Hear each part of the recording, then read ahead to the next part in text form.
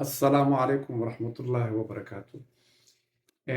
maanta mowduuc waxaan kusoo qaadan doonaa oo aan raba inaan idin dhaafo. Barnaamijku wuxuu ku saabsan yahay iyo siduu yahay.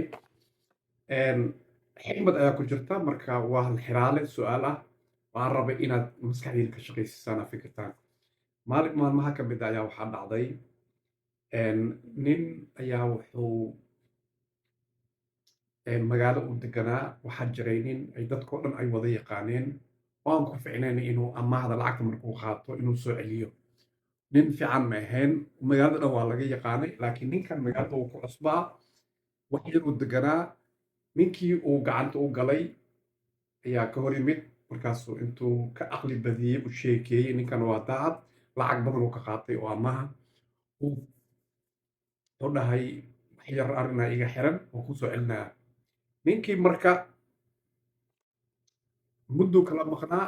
waqtigii markii la gaaray lacagta in loo soo celiyo uma soo celinin.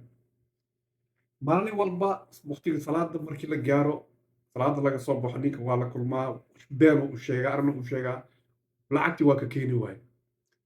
waxaa meesha magaalada jiray nin psychologist ah, cilmi nafsiga ku takhasusay oo aad u fiican oo la yaqaan. ninkii uu la tashaday wuxuu dhahay waxaan rabaa arrintan, ninkan lacagtii si aan ugu soo qaado male. wuxuu dhahay hal ixsaan ii samee, berito jimcaha salaada markii laga soo baxo meeshaasuu ku dukadaa.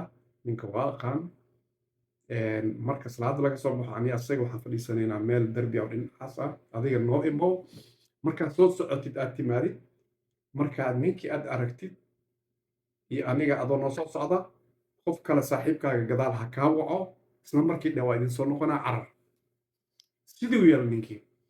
markii meeshii oo salaadii laga soo baxay, odaygii ninkii uu soo qabtay oo lacagta lagu lahaa meelay fadhiisteen. waxyaal markay joogeen, ninkii waxaa imaaday sheekhii lacagta u baahnaa.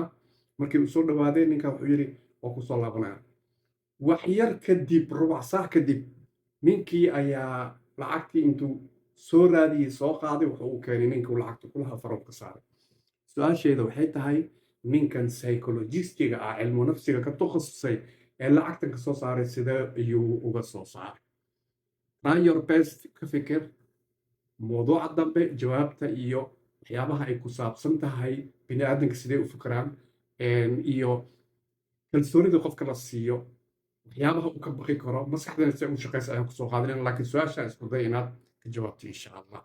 sidee ayaa ninkan maxaa ka keenay inuu lacagtii celiyo? assalaamu calaykum waraxmat